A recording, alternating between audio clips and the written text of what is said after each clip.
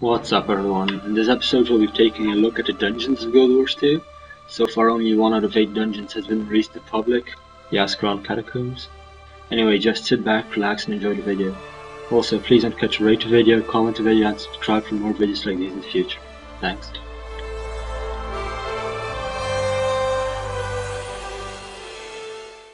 You're the reinforcements. You'll have to do. That fool Norn Air has stirred up the ghosts down here. Let me brief you. This place has a history, and I don't want your ignorance getting us killed. This was originally Charland. The humans pushed us out and built Ascalon on top of it. Over 200 years ago, we took our land back.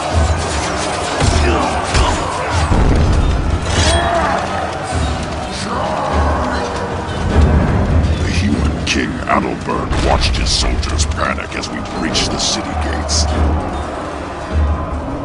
Facing certain defeat, the doomed king refused to surrender.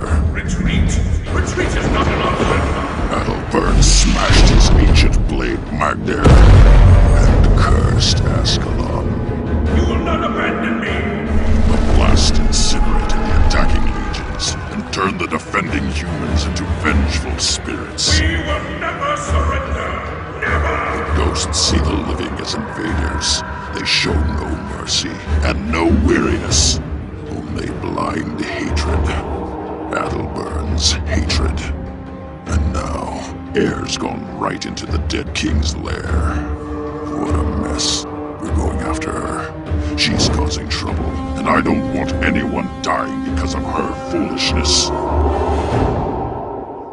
I've been working a lot in the dungeons, which is our instanced 5-person play areas.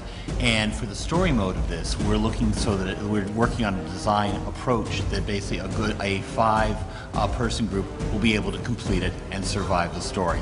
The repeatable modes where you come back, the learning curve goes up a lot, okay? So basically we're assuming you're gonna be 5 levels higher and you're gonna be an organized group. You're gonna know what you're doing. People are gonna know how they fit together in the group and to be able to complete those. So we will have areas with, I won't say more difficult or just more challenging combat and interactions.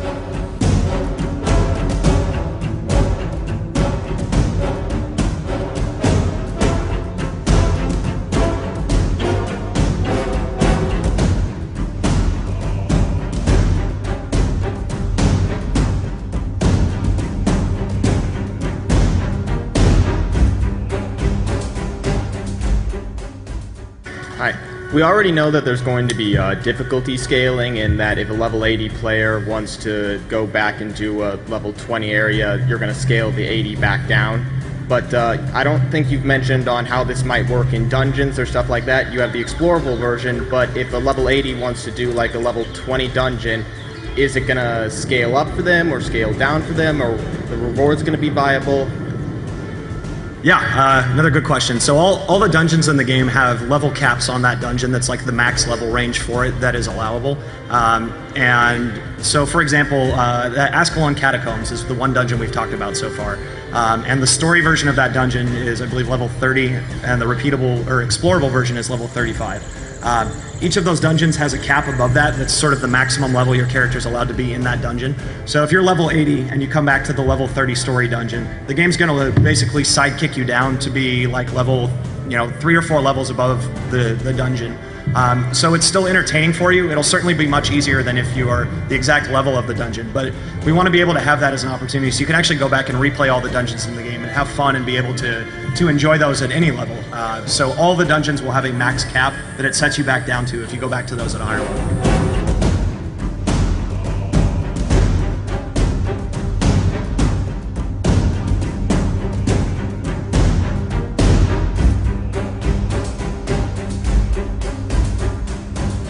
I do think that there are MMO players out there who are they want a specific task, they want to go for that loot, they want to do that raid or that dungeon or so on and so forth.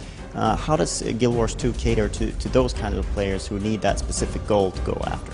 It's a great question. There's a lot of things that we're trying to do to cater to those players as well.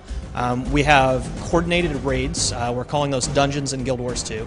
And they're highly organized, much more difficult content. They're 5-man group dungeons.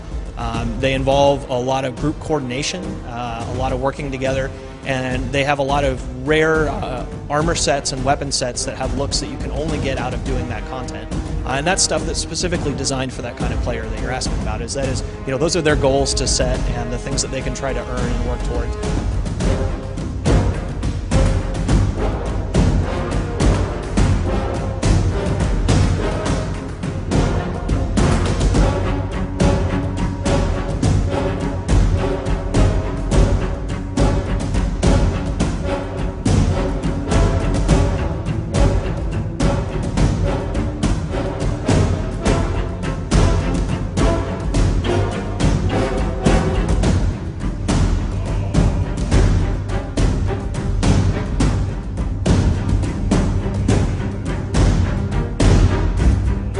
One of the other things that you guys showed up today was dungeons for the first time. I got the chance to get my hands on them, and they were very, very fun.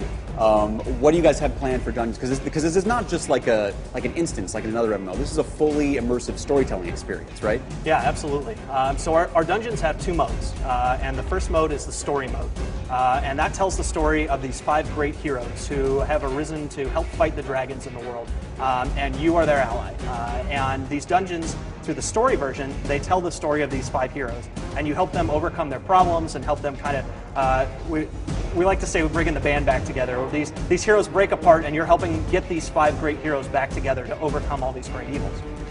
And the story dungeons are intended more for casual groups. They're for pickup groups. They're a little bit easier. They are 5-man groups, but it gives you the opportunity to play a dungeon in Guild Wars 2 and have kind of that pickup group aspect to it and play a raid. They're also just fun things to play with your friends, and they have these great deep stories that you get to experience. Then when you complete the story mode, you unlock the explorable mode of the dungeon. And the explorable mode is intended for our hardcore raiders and folks who really want a challenge in Guild Wars 2. When you go into one of these explorable dungeons, you get 3 paths that you get to pick between on which way you want to go through the dungeon. And each path that you pick is completely different. So every time you play through the repeatable dungeon, you can pick one of these 3 paths and you can experience something different. And you're not just playing the same boring dungeon over and over again. You can always mix it up and do a different one. And these explorable dungeons are the kind of thing that you would want to experience with your great D&D group when you're doing a dungeon run. I was going to say, it sounds very similar to like a really good D&D campaign, and not something where like you call up all your friends and you're like, 11 o'clock we're starting this raid, by 11:15 we'll be at this room. Yeah, this is all randomized stuff and new experiences each time. That is totally the idea. Yeah, I mean, we're taking our dynamic event system from out in the explorable world, and we also apply that to our dungeons. So when you're playing through a repeatable dungeon, you're going to pick one of these 3 branches that you go through. And as you're playing through that branch, there are bonus events that you can encounter and extra events that you can unlock that actually change the things that you experience.